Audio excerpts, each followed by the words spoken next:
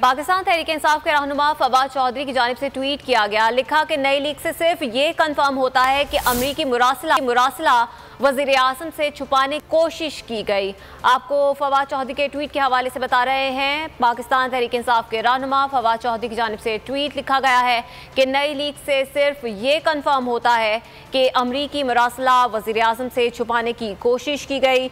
Audio leaks के हवाले से उनकी जानिब से ये ट्वीट सामने आया है। उनका कहना है कि नई लीक से सिर्फ ये कंफर्म होता है कि अमरीकी मुरासला वज़ीर आज़म से छुपाने की कोशिश की गई।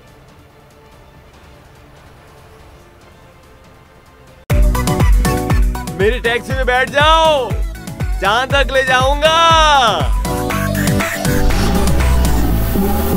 आई है टैक्सी कैश, टैक्सी कैश, आई है टैक्सी कैश, टैक्सी कैश, आई है टैक्सी कैश।